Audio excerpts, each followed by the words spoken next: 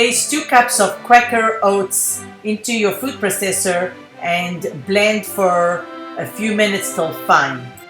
Add half a cup of hemp seeds. Add about half a cup of date molasses, or you could use honey. Take about a cup of dates and take the pits out. Blend them together.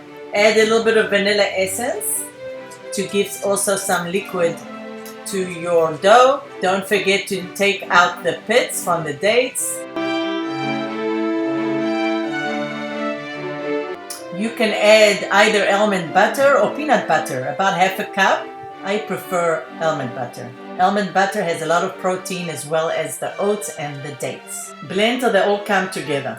Roll them, put them in paper cups.